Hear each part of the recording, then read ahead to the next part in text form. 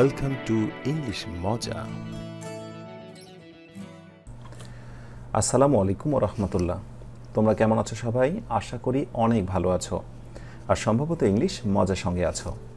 English মজার আজকের আয়োজনে তোমাদের সবাইকে অভিনন্দন। আজকে আরও দুটো প্রিপোজিশন নিয়ে হাজির হয়েছি, two and for.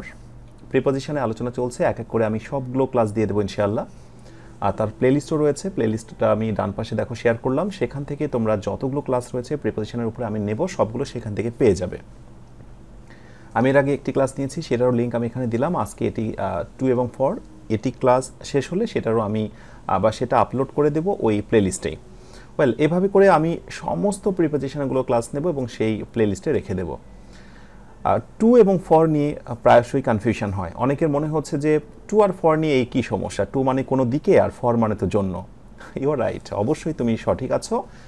R preposition basically আমি কিন্তু ওইটা নিয়ে আজকে উপস্থিত হয়নি যে I am going to school, I am going to market, একেবারে সহজ ওই টু এর ব্যবহারগুলো বা this pen is for you, এত সহজ আলোচনা নয়। হ্যাঁ, সহজ তো বটেই, সহজ থেকে শুরু করে একবারে অ্যাডভান্স ওয়ে পর্যন্ত টু এবং ফরের যে ব্যবহারগুলো রয়েছে আমি সবগুলো আলোচনা করব। ওয়েল, তো ফার্স্টেই আমরা প্রবলেম অনুযায়ী আলোচনা করি। প্রবলেম ওয়ান, প্রবলেম ওয়ানে আমি তিনটি দিয়ে রেখেছি, রোমান 1, 2 অ্যান্ড 3। তোমরা ট্রাই করতে পারো ফার্স্টেই একটু এই পেজগুলো পজ দিয়ে থামিয়ে তোমরা ট্রাই করতে পারো যে কোথায় তুমি কী নেবে। Number 1, I went to Bazaar ... buy apples. Number 2, I went to Bazaar ... apples. এখানে বাই আছে আর এখানে বাই নেই, একটু খেয়াল করবে। অ্যান্ড নাম্বার 3 হচ্ছে can I get it ... you. তো কি মনে হচ্ছে তোমাদের, আমি যদি টু এবং ফর বসাতে বলি তো একটু তোমরা নিজের ট্রাই করতে পারো, পেজটি পজ দিয়ে থামিয়ে নিজের মতো করে ট্রাই করো, যে ধারণা করে নাও যে কি বসাতে চাও তুমি কোথায়। ওয়েল, আমার ধারণা তুমি একটা ধারণা করেই ফেলেছো। এবার তোমার ধারণা আর আমার ধারণা দেখো মিলে যাচ্ছে কিনা। অ্যান্ড কীভাবে হচ্ছে আনসারটা আমি সেটা পরে বলছি। নাম্বার 1, আই ওয়েন্ট টু বাজার, আমি বাজারে গিয়েছিলাম টু বাই অ্যাপলস, কিছু আপেল কেনার জন্য। ওয়েল, এখানে আমরা বসাবো টু। ওকে, সো টু বসাবো। আচ্ছা, আমি এটাকে একটু অন্য কালার করে দিই। আচ্ছা, এটাকে আমরা টু বসাবো। ঠিক আছে, কেন আমরা টু বসাচ্ছি? বিকজ এখানে একটি ভার্ব আছে, যদিও এক অর্থে এটাকে প্রিপোজিশন বলা ঠিক নয়, বিকজ প্রিপোজিশনের পরে তো আসলে ভার্ব বসে না, তাই না, অবজেক্ট বসে। আর অবজেক্ট হইতে চাইলে সেটাকে নাউন অথবা ভার্ব হতে হয়। তো সেই দিক থেকে আসলে এক অর্থে এটাকে প্রিপোজিশন বলা যায় না, আবার এক অর্থে প্রিপোজিশন বলা যায়। ওয়েল, সো এরকম যখন ভার্ব থাকবে সেক্ষেত্রে আমরা এখানে একটা টু বসিয়ে দিচ্ছি। ডান। এবার পরে বাক্যটা, আই ওয়েন্ট টু বাজার ...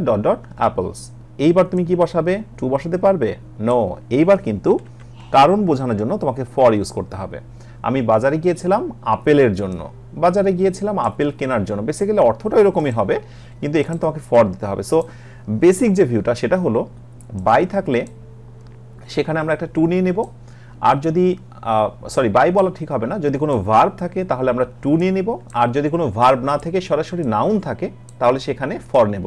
এখন অনেকে প্রশ্ন আসতে পারে যে তাহলে তো এরকম বাক্য আমরা দেখেছি যে I am going to school, school তো নাউন, তাহলে তো তার আগে আমরা একটা হচ্ছে টু দিয়ে দিই, লাইক দিস। আসলে ওইটা এইটার সঙ্গে সামঞ্জস্য নয়, ওই সাধারণ আলোচনাটা আমি একটু পরে তোমাদের দেখাচ্ছি। আচ্ছা, নাম্বার 3তে আসো এবার, can I get it ... you, কি বসাবে? রাইট উত্তর হলো ফর। কেন ফর বসাবো? বিকজ এটি পারমিশন বা অনুমতি। যদি কোনো অনুমতি বোঝায়, কোনো পারমিশন বোঝায়, দেখো ক্যান আই গেট ইট, আমি কি এটা পেতে পারি, সরি ক্যান আই গিভ ইট, আমি কি এটা দিতে পারি ফর ইউ, তোমার জন্য, আমি কি এটা দিতে পারি তোমার জন্য। তো এই যে পারমিশন নিচ্ছ, পারমিশন চাচ্ছ, এইসব পারমিশনের ক্ষেত্রে অলওয়েজ কিন্তু ফর ইউজ করতে হয়। আর যদি এখানে আমি দুইটা অপশন করে দিতাম, ফর এবং টু, তাহলে রিয়েলি এটা কনফিউজিং একটি ফ্যাক্ট হয়ে যেত। অনেকের কাছে দুটোই রাইট মনে হচ্ছে। দেখো এবার, can I give it for you অথবা can I give it to you, মানে both are right, like this মনে হচ্ছে যে ঠিক ঠিক ভাব, কিন্তু আসলে তা নয়। সো পারমিশনের ক্ষেত্রে আমরা বেসিক্যালি ইউজ করব ফর। তাহলে প্রবলেম 1 কিন্তু সলভ। ফিল ইন দ্য গ্যাপের পরে ভার্ব থাকলে আমরা টু নিচ্ছি, ফিল ইন দ্য গ্যাপের পরে যদি নাউন থাকে তাহলে ফর নিচ্ছি, আর যদি কোনো পারমিশন বোঝায় তাহলে আমরা সেখানে ফর নিচ্ছি। ওকে, ডান। এবার প্রবলেম 2তে আসো, আরেকটি প্রবলেম। এই প্রবলেমটাও তোমরা ট্রাই করতে পারো যে রোমান 1 এবং রোমান 2তে তুমি কি দিতে পারো। Number 1, give the pen ... him, and number 2, this is given ... him. So right আনসারটা কি হতে পারে? ওকে, এবার রাইট আনসারটা মিলিয়ে নাও এবং রিজনটাও জেনে নাও। Give the pen to him, কলমটি তাকে দাও, কোনো নির্দিষ্ট দিকে বোঝালে টু হয়, এটা কিন্তু সেই রুলটাই। ওকে, বাট পরেরটায় this is given for you, এবার কিন্তু হয়ে যাবে ফর। ওকে, এইবার রিজনটা একটু বলে দিই। এটা তো বুঝে ফেললে যে টু মানে কোনো দিকে কাউকে কোনো ডিরেকশন বোঝালে সেখানে টু ইউজ করতে হয়, ডিরেকশন বেসিক্যালি। আর এটা হলো কোনো স্থির অবস্থা, বেসিক্যালি কোনো একটি বিষয় ঘটে গেছে, জাস্ট ডিস্ট্রিবিউশন বা বন্টন। This is given for you, এটা দেওয়া হচ্ছে তোমার জন্য। এটা বেসিক্যালি মানে কোনো ডিরেকশন নয় বা কোনো চেঞ্জিং সিচুয়েশন নয়। দিস ইজ গিভেন অলরেডি দেওয়া হয়ে গেছে ফর ইউ, তোমার জন্য, বা ফর হিম, তার জন্য। তো প্যাসিভ ভয়েসের ক্ষেত্রে বেসিক্যালি ফর ইউজ করতে হয় বেশিরভাগ ক্ষেত্রেই। তার আরও একটি আমরা প্রমাণ দেখব বা কয়েকটি প্রমাণ দেখব নিচে, নোটটা একটু খেয়াল করো। কলোকেশন অফ ভার্ব, স্পেশালি তোমরা তিনটা ভার্ব সবাই মনে রাখবে। একটি হলো সেন্ড, সেন্ড মানে পাঠানো, গিভ, গিভ মানে দেওয়া, আর সেল মানে বিক্রয় করা। তো এই ভার্বগুলোর সঙ্গে টু এবং ফরের ব্যাপক এটি সম্পর্ক থাকে বা দেখা যায়। এই যে নির্দিষ্ট শব্দের সঙ্গে নির্দিষ্ট ওয়ার্ড বা ফ্রেজের যে সম্পর্ক, সেটাকে কোলোকেশন বলা হয়। এই জন্য বললাম যে এই তিনটি ভার্ব মুখস্থ রেখে দেবে। এই ভার্বগুলোর সঙ্গে টু এবং ফরের দারুণ সম্পর্ক। তো কোথায় টু বসে আর কোথায় ফর বসে, চলো আমরা একটু দেখে নিই। The shopkeeper sold to the customers, মুদি দোকানি কাস্টমারদের কাছে বিক্রি করেছিল। এবার দেখো সোল্ডের পরে আমি কিন্তু এখানে টু দিয়েছি, তার মানে এই সেল থেকেই কিন্তু বেসিক্যালি সোল্ড হয়েছে, এটা পাস্ট টেন্স, এবং তারপরে টু হয়েছে। মুদি দোকানি কাস্টমারদের কাছে বিক্রয় করেছিল, কাস্টমারদের দিকে, এটা জাস্ট ডিরেকশন, তাদের দিকেই এটা বিক্রি করেছিল, তাদের জন্য নয়, তাদের দিকে বিক্রি করেছিল, জাস্ট লাইক আ ডিরেকশন। ওকে, এখানে টু হয়েছে। বাট আমি যদি বলি it is sold dot dot customer, এইবার দেখো এটা অলরেডি বিক্রয় হয়ে গেছে, কোনো একটি প্রোডাক্টের কথা বলা হচ্ছে, ইট ইজ সোল্ড, এটা বিক্রি হয়ে গেছে ফর দ্য কাস্টমার্স, কাস্টমার্সদের জন্য বা ক্রেতাদের জন্য। এইটা কিন্তু আর কোনো ডিরেকশন হইতে নেই, এটা অলরেডি কিন্তু ফিক্সড, বিক্রি হয়ে গেছে। এই জায়গাটা আমরা ফর ইউজ করছি। আর আমাকে যদি শর্টকাটের কথা বলো যে কোন ওয়েটাকে এখানে আমি হাইলাইট করব, তাহলে বলবো যখন অ্যাক্টিভ সেন্সে থাকবে তখন বেসিক্যালি তুমি টু ইউজ করবে, আর যখন প্যাসিভ ভয়েস হয়ে যাবে, আই মিন বি ভার্বের পরে এই ভার্বগুলো যখন পাস্ট পার্টিসিপল হয়ে যাবে, তখন তুমি ফর ইউজ করবে। ওকে, এটা একটা বিষয়। এবার আরেকটা এক্সাম্পল খেয়াল করো। He gives the pen to you, সে কলমটি দেয় তোমাকে। ডিরেকশন বোঝাচ্ছে কোনো দিকে কারো প্রতি বোঝানোর জন্য বেসিক্যালি টু ইউজ করলাম। কলমটি দাও তার প্রতি বা তাকে দাও। ওকে, ডান। বাট পরের এক্সাম্পলটা খেয়াল করো। The pen is given dot dot you for you, কেন? আবার কিন্তু প্যাসিভ ভয়েস হয়ে গেছে যে কলমটি দেওয়া হয়ে গেছে তোমার জন্য। এবার দিচ্ছি এরকম না, কাউকে দিতে হবে এরকম না, অলরেডি কলমটা দেওয়া হয়ে গেছে। স্ট্যাবল কন্ডিশন, স্থির অবস্থা, সেই ক্ষেত্রে আমরা ইজ গিভেন ইউজ করলাম। তাহলে পুরো বিষয়টাকে যদি আমি সাম আপ বা মানে এক কথায় নিয়ে আসি, তাহলে ব্যাপারটি এরকম হলো যে সেন্ড, গিভ এবং সেল এগুলো যখন অ্যাক্টিভ ভয়েসে থাকে তখন এগুলো পরে টু ইউজ করতে হয়, আর যখন সেগুলো প্যাসিভ ভয়েসে চলে যায়, be verb plus past participle হয়ে যায়, তখন সেগুলো পরে ফর ইউজ করতে হয়। এবার মনে মনে তুমি একটু নিজেকে জিজ্ঞাসা করো যে এই জায়গাগুলোতে যদি ফিল ইন দ্য গ্যাপ থাকতো এবং দুটো করে অপশান দেওয়া হতো, ফর এবং টু, তাহলে সত্যিই বিষয়টা কনফিউজিং হতো কিনা, নিজেকে একটু প্রশ্ন করো। আমি সে কারণে বললাম যে এই টু এবং ফর নিয়ে প্রায়শই প্রথম দিকে বললাম যে আমরা দ্বিধান্বিত হয়ে যাই। আশা করি প্রাথমিক যে কনফিউশনটা সেটা তোমাদের দূর হয়ে গেছে। এবার একেবারে সাধারণ যে আলোচনাটা আমরা অ্যাজ ইউজুয়াল দেখে অভ্যস্ত হয়েছি বা যেটা আমাদের জানতেই হবে, সেটা চলো দেখে নিই। ওকে, এই আলোচনাটি আমি করছি এই নিড বই থেকে। তোমাদের কাছে যাদের নিড বইটি আছে, তোমরা নিড বইয়ের প্রিপোজিশন অংশে চলে যাও এবং টু এর আলোচনায় চলে যাও। ওয়েল, আমি এই অংশটা এইটুকু তোমাদের বোঝানোর চেষ্টা করছি, একেবারে সাধারণ আলোচনা যেটা আমরা সাধারণত দেখে অভ্যস্ত। ওকে, সো টু এর প্রারম্ভিক যে আলোচনাটি আমরা দেখি, নাম্বার 1, কোনো নির্দিষ্ট দিক বোঝাতে, যেটা আমি ফার্স্টেই তোমাদের বলেছি, direction, I am going to market. ঠিক আছে, আমি বাজারের দিকে যাচ্ছি, লাইক দিস। সো ডিরেকশন বোঝানোর জন্য বেসিক্যালি আমরা টু ইউজ করি। ফাইন, ডান। পরিমাণ নির্দেশ করতে, পরিমাণ, এত মিটার থেকে এত মিটার, এত সেন্টিমিটার থেকে এত centimetre, it is 3.50 centimetre to an inch. ঠিক আছে, 1 ইঞ্চি হতে এত পরিমাণ লাগবে, এটা 1 ইঞ্চিতে এই যে 3.50 সেন্টিমিটার পরিমাণ বাকি আছে। সো কোনো কিছু পরিমাণ নির্দেশের ক্ষেত্রে আমরা মাঝখানে টু ইউজ করতে পারি। ওকে, নাম্বার 3, পর্যন্ত বোঝাতে। ইয়েস, দে আর ওয়ার্কিং রেস্টলেসলি, তারা বিরামহীনভাবে কাজ করছে ফ্রম ডন টু ডাস্ক, সকাল থেকে সন্ধ্যা অবধি। সকাল থেকে সন্ধ্যা অবধি, এই যে পর্যন্ত বোঝাচ্ছে সকাল থেকে সন্ধ্যা পর্যন্ত, এই পর্যন্ত বোঝানোর জন্য টু ইউজ করলাম। আরেক অর্থে বলা যায় ডন টু ডাস্ক, এটা কিন্তু ফ্রেজ, সকাল থেকে সন্ধ্যা, সেই দিক থেকেও তুমি বলতে পারো যেটা জাস্ট ফ্রেজাল ইউজ, টু মাঝখানেই থাকবে। ওকে, তো এটা টু এর একেবারে প্রারম্ভিক আলোচনা। এবার আমরা দেখে নেব ফরের ব্যাপারটা, ফরে প্রারম্ভিক আলোচনা। এটাও নিট বই থেকে তোমরা পেয়ে যাচ্ছ, বইটার প্রিপোজিশন অংশটা খুললেই তোমরা পেয়ে যাচ্ছ। নাম্বার 1, কারোর জন্য কিছু বোঝাতে। This pens are for you, এই কলমগুলো তোমার জন্য। সিম্পলি এখানে জন্য অর্থে আমরা ফর ইউজ করছি। ওকে, নাম্বার 2, পক্ষে কথা বলার ক্ষেত্রে। I am speaking for you, আমি তোমার পক্ষে কথা বলছি। আমি তোমার জন্য কথা বলছি বললে ওই বেসিক্যালি পক্ষেই হয়ে যায়, বাংলা অর্থটা পক্ষে বোঝায়। I am speaking for you, পক্ষে কথা বলার ক্ষেত্রেও ফর ইউজ করতে পারি। নাম্বার 3, কারণ বোঝাতে। শি বিকেম অ্যাংরি, সে রেগে গিয়েছিল ফর বিং লেট, দেরি হওয়ার কারণে বা দেরি হওয়ার জন্য। বেসিক্যালি এটা কারণ মিন করছে।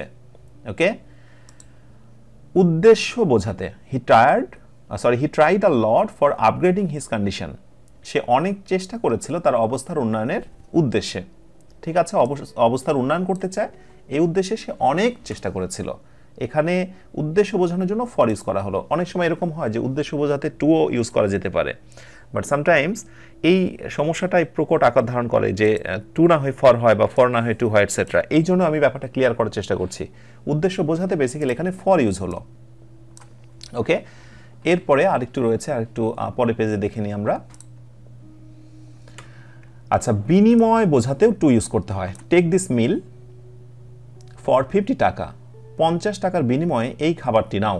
বিনিময় 50 টাকা দাও আর এই খাবারটি নাও, বিনিময় না। আচ্ছা, বিনিময়ের ক্ষেত্রে টু ইউজ করব। অনেক সময় বোঝাতে, সময় ধরে কোনো কাজ, এটা বেসিক্যালি কন্টিনিউয়াসের ক্ষেত্রে ইউজ করা হয়। প্রেজেন্ট পারফেক্ট কন্টিনিউয়াসের ক্ষেত্রে বেশি ব্যবহার করা হয়। আর এখানেও প্রেজেন্ট কন্টিনিউয়াসে তোমরা দেখতে পাচ্ছ, I am waiting for you, আমি তোমার জন্য অপেক্ষা করছি ফর এ লং টাইম, অনেকক্ষণ ধরে, অনেক সময় ধরে। ঠিক আছে, অনেক সময় অর্থেও বেসিক্যালি ফর ইউজ করা যায়। তো এই হলো একেবারেই প্রারম্ভিক কথা টু এবং ফর। এবার আমরা বেশ কিছু লিস্ট দিয়ে দেব যে ওয়ার্ডগুলোর সঙ্গে প্রিপোজিশন ফর এবং টু এর একটা দারুণ সম্পর্ক আছে, সেগুলো জাস্ট মুখস্থ করে নাও। Okay, phrases with preposition to and for, আমি লিস্টটা দিয়ে দিয়েছি। একটা পেজে স্ক্রিনশট দিয়ে তোমরা সেভ করে নিতে পারো অথবা খাতায় নোট করে নিতে পারো। আমি জানি অ্যাজ ইউজুয়াল বইগুলোতে তোমরা এগুলো দেখে দেখে অভ্যস্ত হয়েছো যে অ্যাপ্রোপ্রিয়েট প্রিপোজিশনে টু এবং ফর কোনগুলো পরে বসে, বাট আমি এখানে যে লিস্টটা দিয়েছি 15টা করে, সেগুলো অবভিয়াসলি ব্যতিক্রম এবং সবারই জানা দরকার। বেসিক টু অ্যাডভান্স লেভেলের যারাই রয়েছে তাদের সবার জানা দরকার, বিকজ এইগুলো না জানার কারণে কি হয়, ওই বিভিন্ন ফিল ইন দ্য গ্যাপে যে আমরা সমস্যা ফেস করি, বুঝতেই পারি না যে কী ব্যাপার, আমি যা পড়লাম তার সঙ্গে তো মিল নেই। আসলে মিল আছে, এইগুলো আমাদের অজানা থাকে বলেই আমরা বুঝতে পারি না। So phrases with preposition two. Number 1, up to, পর্যন্ত অথবা ব্যস্ত। আপ টু বাংলা অর্থ পর্যন্ত অথবা ব্যস্তও হতে পারে। তারপরে ডাউন টু আর্থ, বাস্তবধর্মী। নাম্বার 3, রিসোর্ট টু, যা অন্যের দ্বারা সম্ভব নয়। নাম্বার 4, টার্ন টু, কোনো দিকে বিশেষ মনোযোগ। নাম্বার 5, সো অ্যাজ টু, জন্য, যেটা বেসিক্যালি অর্থ হয় ইন অর্ডার টু এর মতো। নাম্বার 6, অন টু, বিশেষ কোনো স্থানে কোনো কার্য সাধন। He sleeps on to the road, on to the street, এরকম যে সে রাস্তাতেই ঘুমায়। He sleeps on to the street, like this. 7 number, year to date, বার্ষিক অনুষ্ঠানকে ইয়ার টু ডেট বলা হয়। Number 8, cut to the chase, আসল কথায় আসা, যেটাকে আমরা বলি come to the point. Number 9, see to it, কোনো বিষয় নিশ্চিত হওয়া। নাম্বার 10, ব্রিং টু বিয়ার, কার্যে পরিণত হওয়া। নাম্বার 11, পিয়ার টু পিয়ার, কম্পিউটারে তথ্য আদান প্রদান। নাম্বার 12, আই টু আই, চুক্তিবদ্ধ হওয়া। অনেকে মনে করবে আই টু আই মানে হলো চোখে চোখে, বাট অর্থ কিন্তু অনেক আলাদা, দেখে নাও। নাম্বার 13 কাম টু টার্মস, শর্তে মেলা।